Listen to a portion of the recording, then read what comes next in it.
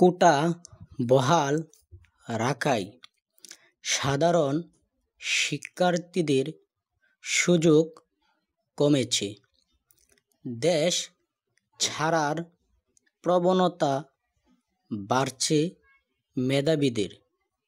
গত 5 জুন সরকারি চাকরির নিয়োগ পরীক্ষায় কোটা পদ্ধতি বহাল রাখার রায় দেয় হাইকোর্ট। রায়ে মুক্তিযোদ্ধা কোটা 30% এবং অন্যান্য কোটা মিলিয়ে মোট 56% কোটা বহালের নির্দেশ দেন উচ্চ আদালত। হাইকোর্টের এমন রায়ের ফলে ক্ষোভ প্রকাশ করেছে দেশের সাধারণ শিক্ষার্থী ও চাকরি প্রত্যাশীরা। ঢাকা বিশ্ববিদ্যালয় সহ দেশের বিভিন্ন বিশ্ববিদ্যালয়গুলোর সাধারণ শিক্ষার্থীরা রাজপথে নেমেছে কোটা বিরোধী আন্দোলন শিরোনামে। দেশের মেধাবী শিক্ষার্থীরা যখন মেধা ও যোগ্যতার ভিত্তিতে চাকরি প্রাপ্তির জন্য সংগ্রাম করছেন, তখন কোটা পদ্ধতির সুবিধাভোগীদের জন্য চাকরির পথ সুগম হয়ে যাচ্ছে।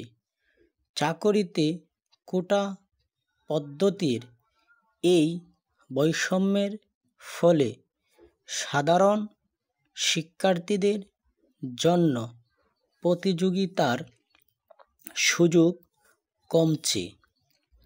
দেশে বেকারত্বের হার বাড়ার আশঙ্কা তৈরি হচ্ছে। কোটা পদ্ধতিতে নিয়োগের ফলে সাধারণ শিক্ষার্থীরা হতাশায় ভুগছে এবং তাদের মধ্যে ক্যারিয়ার নিয়ে আত্মবিশ্বাসের অভাব দেখা দিচ্ছে। আর এই হতাশা ও অনিশ্চয়তার মধ্যে অনেক মেধাবী শিক্ষার্থী উন্নত ভবিষ্যতের সন্ধানে বিদেশে গমনের সিদ্ধান্ত নিচ্ছে। চাকরির নিশ্চয়তা ও উন্নত জীবন ধারণের সুযোগ নিতে ইউরোপ কিংবা আমেরিকার মতো দেশগুলোতে পাড়ি জমাচ্ছে অনেকেই, যার ফলে মেধা পাচার হওয়া ও দেশ মেধাশূন্য হয়ে পড়ার আশঙ্কা ক্রমেই বাড়ছে। দেশের উন্নয়নে এর ভয়াবহ প্রভাবও দেখা দিতে পারে। শিক্ষাই জাতির মেরুদণ্ড, কারণ এই শিক্ষাই দক্ষ ও মেধাবী তরুণ সৃষ্টি করে, আর সেই তরুণরা দেশের একমাত্র চালিকা শক্তি হিসেবে আবির্ভূত হয়। কিন্তু কোটা পদ্ধতিতে মেধা ও দক্ষতার যদি এরূপ অবমূল্যায়ন হয় এবং অযোগ্যরা যদি রাষ্ট্রযন্ত্রে এভাবে আসীন হতে থাকে, তাহলে দেশের উন্নয়ন কতটুকুই বা সম্ভব, সেটাই এখন প্রশ্ন।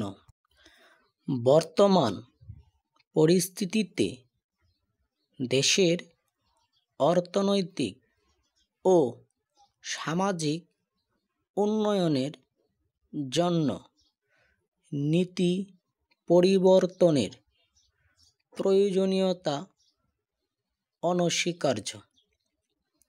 চাকরিতে মেধা ও যোগ্যতার ভিত্তিতে সুযোগ দেয়া হলে বেকারত্ব হ্রাস পাবে এবং মেধাবী শিক্ষার্থীরা দেশে থেকেই দেশের উন্নয়ন সাধনে ভূমিকা রাখতে পারবে। কর্তৃপক্ষের উচিত এই বিষয়টি গুরুত্ব সহকারে বিবেচনা করা এবং উপযুক্ত পদক্ষেপ গ্রহণ করা।